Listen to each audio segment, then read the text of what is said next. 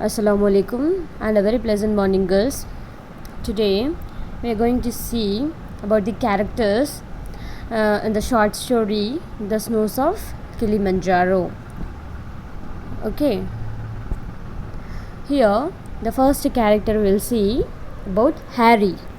Okay, Hemingway does not tell us Harry's last name. We know only that he is a writer and that he and his wife Helen are on a safari in East Africa. Their truck has malfunctioned, and while trying to fix it, Harry scratched himself and neglected applying iodine to the scratch. Now, gangrene has begun to eat away at the flesh on his right leg. The stench is overpowering. However, he is not in pain, physical pain. All of his pain seems to be emotional pain of the seemingly sure knowledge that he is dying and worse than dying. He is dying without having written many stories that had planned to write. Here, Hemingway, the writer, does not tell us about the Harry's. Okay, about Harry's name. We just know that Helen and his husband, a writer, was in a safari in the East Africa, and their truck has some problem. While fixing that problem, Harry scratched himself, okay, in his right leg, and he has forgotten to apply iodine. Is it clear? Because of that, the infection begins. Okay, gangrene has begun to eat his flesh. Okay, of his right leg. Is it clear? Because of his carelessness. Is it clear? Because of his carelessness, he has forgotten to apply the ointment, so that the gangrene has begun. Is it clear? Here he is not Hemingway is not mentioning about the pain, that is the physical pain. Here he is mentioning the mental and emotional pain of Harry. Is it clear? Okay, he is dying and worse than dying. He is dying without having written many stories that had planned to write. Okay, that is here he is telling about the emotional worries about Harry, and he has planned to write many stories in his lifetime, but he has not written all those stories. Is that clear, ma? Can you get my point? Yes? Okay. Why didn't he write those stories? Harry believes that it was probably because he married a woman with a fortune. Her money poisoned his writing future just as surely as gangrene is now poisoning his body and gnawing away at the few days of life that he has left. Now he is giving a reason why he has not written those stories. What's the reason he is giving? He had married a rich woman whose wealth has poisoned his life. Because of that, he was unable to write the stories. Is that clear? Okay, like the gangrene. Okay, like the infection. Is that clear, ma? Can you get my point, girls? What I am saying here? Okay, fine. Now, when Harry is not about being sarcastically savage to Helen, he drifts in and out of interior monologue, that is flashbacks, remembering and recalling people and geography and incidents that he has kept in his scrapbook of memories. They will die with him. No one will ever write about them now. Now, what he is telling is, that is, what are all the things he is thinking about to write, which he is saved in scrapbook of his memory. No one is going to write after his death. Is that clear, ma? Am I clear to you? Can you get my points, girls? Yes? Okay. Then we have Harry's wife, that is Helen, seems almost saint-like, especially when compared with her dying husband. She does everything she can to make his illness more comfortable. She is genuinely concerned with his failing strength and tries to give him hope and courage. Okay, as a wife, she is doing everything to make him comfortable. Okay, she's taking care of him. She is taking care of her husband. Okay, but generally she is concerned. Okay, and she is giving hope and courage to him. But what to do? It is fate. Okay, is it clear, ma?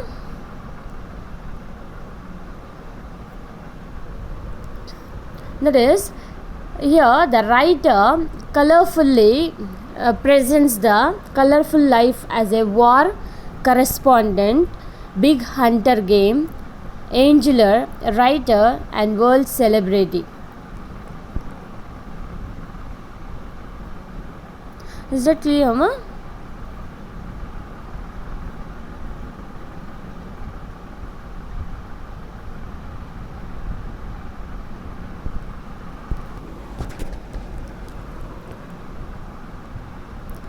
Okay, Harry has lived a colorful life, well traveled in Europe, having various women at various points in life. Even though he pursued a career in writing, he is not well accomplished because he is drawn towards living a lazy, luxurious life. On his deathbed, he is full of regrets, especially regarding his wasted talent. He repents for his alcoholic ways and craves to write that one epic masterpiece that he has longed to write throughout his lifetime. Okay, during his flights of fantasy, he seeks God and wishes to attain spiritual redemption. He feels some of his past benevolent deeds would qualify him to reach heaven. Yet, he already knows that his soul has lost its battle to eternity. His only way of seeking solace is through his brief periods of fantasy and chronologically recalling the deeds of his life. In the end, he strategies about meeting his inner strength in the form of the legendary leopard and finally finds peace knowing that he has fought the good fight, he has finished his earthly race and has kept his faith in the Supreme. That is about the character of Harry. Now we'll say about Helen. Okay, Helen's character. Helen is a very realistic woman. Okay, Helen is a realistic woman and wife of Harry. She is like a nurturing figure in Harry's life. Okay, growing figure. The author gives her a well-rounded background of being a wealthy widow with grown-up children who seeks a perfect companion. When she meets Harry, she is impressed with his writing skills and marries him. However, Harry loves only her wealth. Okay, not Helen. Helen genuinely cares for him throughout the story till the end. We can see. Is it clear? Okay. The other characters are Molo, one of Harry and Helen's servant, who appears briefly in the story serving whiskey and soda to his master. Okay, Molo is a servant of Helen and Harry. Is it clear, ma? Okay. Campton. Campton is one of the character who is one of the friend of Harry, who appears in Harry's final dream to fly him to the top of Mount Kilimanjaro. He is positive and tries to make Harry feel better about his unpleasant situation. However, he is just a filament of Harry's illusion. Okay. This story is striking in the way it compacts so many of the details of Hemingway's life. His multiple affairs, artistic outlook, ethical orientation is that clear? Okay, the writing is plain and yet powerful. It makes an impact with little and unforgettable clarity. Is that clear, ma? Can you get my points? Okay. Then we have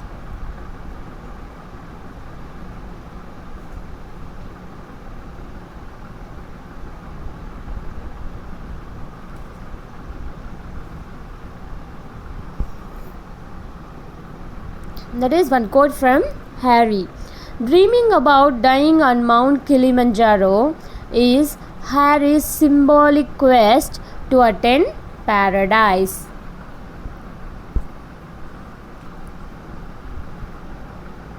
What could be more fulfilling than a dying man getting his last wish of finding solace on the snow-clad peaks of House of Gods, albeit only in his dreams? This Penlighten article analyzes the character death symbolism presented in the short story, that is the Kilimanjaro, the snows of Kilimanjaro.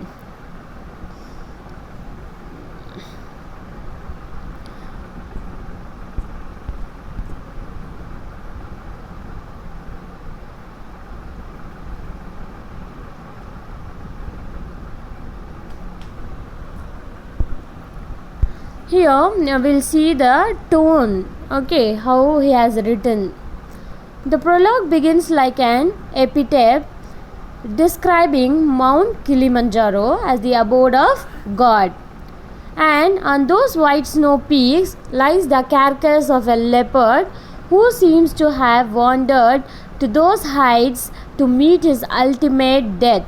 It remains a mystery as to why the leopard must have scaled the great mountain. The story commences with Harry, an unaccomplished writer, facing imminent death due to an infected gangrene in his leg. He and his wealthy wife, Helen, are stranded in the hot, sweltering heat of the African plains at the foot of Mount Kilimanjaro. Harry is crazed about the fact that the medical rescue team from Nairobi won't reach on time, and hence he takes to drinking and insulting his caring wife. Meanwhile, between his insane semi-conscious behavior, he goes into pockets of flashbacks about his life. Okay, because of that gangrene, because of that infection, because of that pain, he is not in his conscious, okay, in his semi-conscious he is behaving very insane, okay, he is insulting his caring wife, okay, and he is almost drinking. So at that time, at that specific time, he goes to flashback and recalls about his life, what are all the things he has done. Is that clear, ma? Okay. In his flashback, that is, Harry's tones shift back and forth between resentment and indifferent in the beginning. Harry's tone toward the end suggests that he has come to terms with his fate and thus truly accepted it. Helen's tone is constantly concerned or worried for Harry's well-being. We can see it. Okay. In his first flashback, he finds himself transported to the days of great adventures in the snow. The time when he skied in Vorarlberg and Arlberg, the snow activities thrilled his soul. He reminiscence, that is recollects about the times he fought in a war between the Greek and Turks. It occurred during the harsh winter month, bringing great loss of life. He remembered Bulgaria, the mountains covered with snow, the memories at the Madlener house for a week, where the owner of the guest house lost everything while gambling. Gambling, the game, they pay and play the game. In that, they lost everything. The bombing of Austrian officers trained during another significant winter and how we escaped it. Here, everything was so vivid, so clear, yet he had not written about his escapes, which gave him a sense of loss. Then he thought about his affluent wife, how good she was to him and how she cared for him, yet he did not love her. Okay, even though she is very caring, she is very loving, but Harry doesn't love her or care her. There was a tinge of guilt in his heart about sticking around her only for her money. Harry considered his laziness about not giving property to his career in writing, about wasting his artistic talents for money and comfort. Now, in this period, at the last moment, he is thinking that he has wasted his life behind the money and laziness. Okay, comfort. He admits that it was not his wife's mistake. Okay, at last he admits also. Okay, he accepts the mistake, that he has done the mistake. He has wasted the time behind the wealth and comfort. Is it clear, ma? If he had not been Helen, he would have married another rich woman. He curses his drinking habit that has blurred his perception. That is, he is not at all saying anything. That is not the mistake of his wife. Okay, now he is telling, and now he is cursing that. Now he is cursing his drinking habit. Okay, because of that, his perception, his vision has blurred. Is that clear? Okay. Now, he soon realizes that vultures and a hyena have been attracted towards the camp due to the putrefied smell of his rotting flesh. He knows his death is near. Now, that is, he comes to the present and he thinks about the vultures. He realizes that there are vultures and hyenas are around the camp, are there because of his wounded. That smell will come, no ma. Okay, because of that smell they have come and gathered here, and now he realizes that his death is nearing. Is that clear? Okay. Can you get my points, girls? Okay. Then we have Harry's health starts deteriorating, yet he feels he should sleep outside beneath the stars. He toys with the idea of dictating one last perfect paragraph to his wife, so that he wished to die as a horned writer would come true. His wife insists he take some healthy broth, but he refuses. He asks for whiskey instead. Then he flashes back again to his impoverished childhood and the struggles he faced in Paris as a writer. He remembers rescuing a dying soldier named Williamson, to whom he administered a strong dose of morphine pills to survive.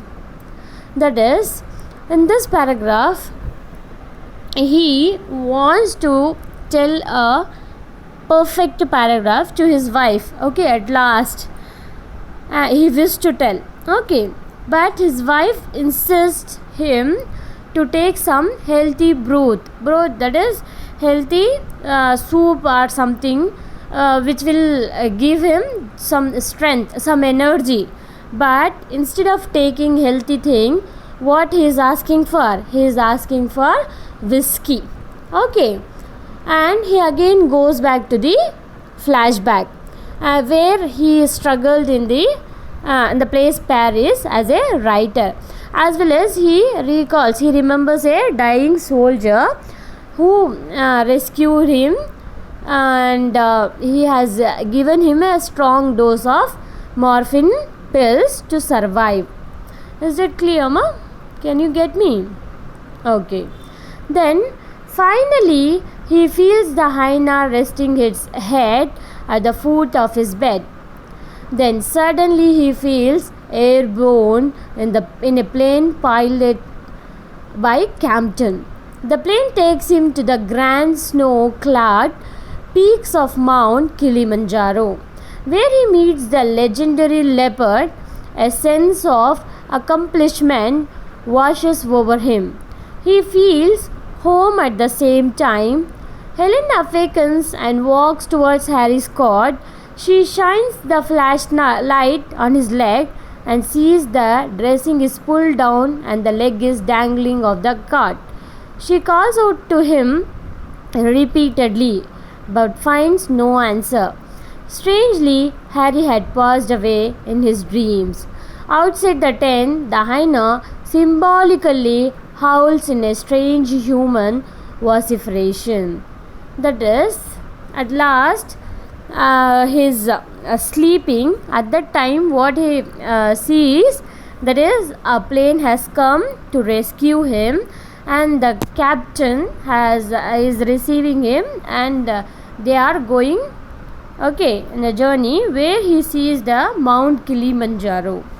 Okay, after that his wife comes to the cot, comes to the bed, and she calls him repeatedly, but she finds no answer, and she come to know that Harry had passed away in his dream. And outside the tent, hyena symbolically making howls, strange voices in a human voice, human cry. Is that clear, ma? Any doubts? Any doubts you have, ma? Okay.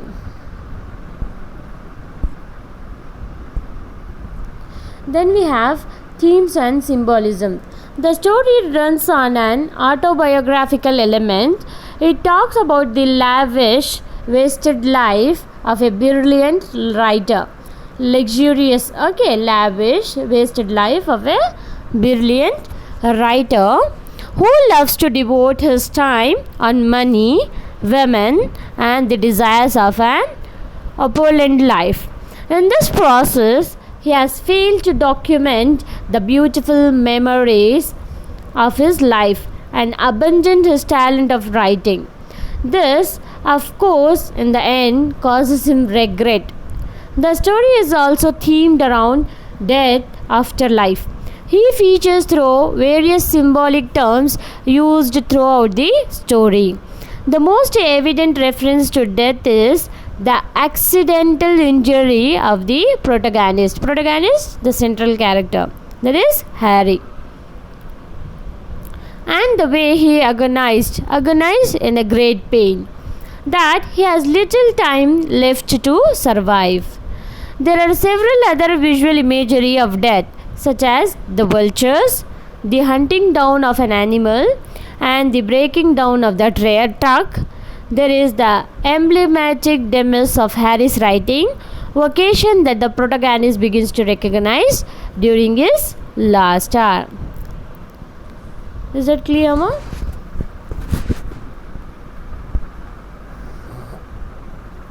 Any doubts you have?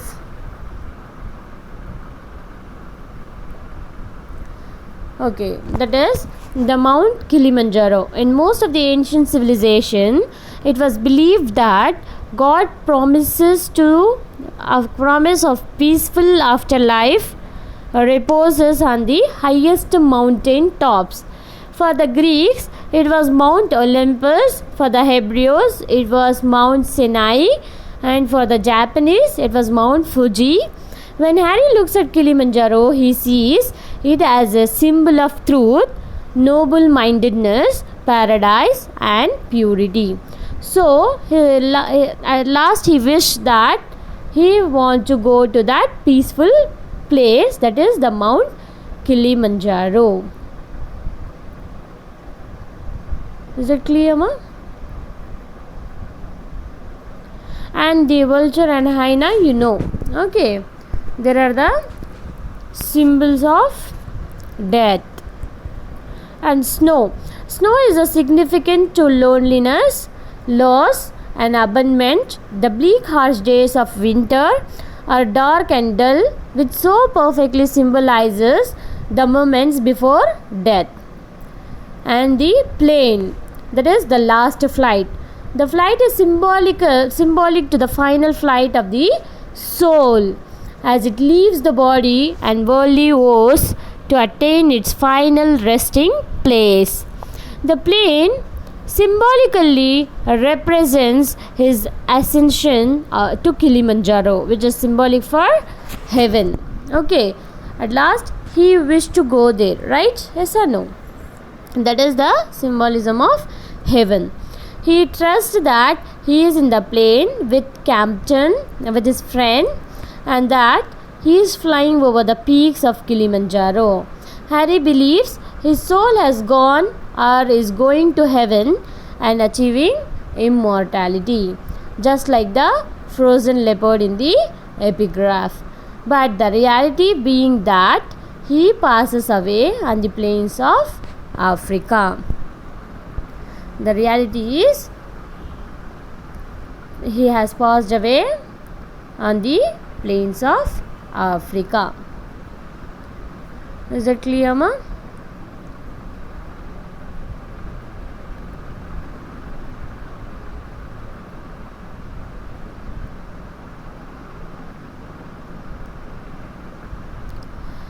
Is it clear, ma? Can you get my points? Okay. There is the inspirational ending. The ending of the story is quite inspired. Okay. Is it clear? In this story, the main protagonist dreams about escaping his death.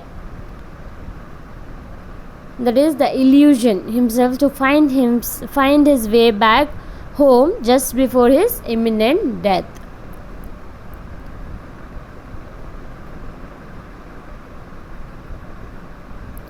When you go to war as a boy, you have a great illusion of immortality. Other people get killed, not you. Then, when you are badly wounded, the first time you lose that illusion and you know it can happen to you.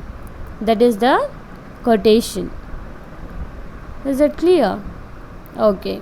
Here I have mentioned one quote that is about through the use of symbolisms, contrasting themes, and characterization in the snows of Kilimanjaro, Hemingway seeks to convey the universal struggle between success and failure through the characterization of Helen and Harry and the symbolism of, that is, the snow, plane, leopard, and the themes of about the hyena, vulture, and the flashback, etc. Everything. He wovens the story about the struggle between success and failure. Is that clear, ma? Okay, girls. By this, the short story ends. Okay. Girls, if you have any doubts, please do comment in the comment box. Surely I'll clarify your doubts. Okay girls, thank you so much. Take care. Bye bye. Allah Hafiz.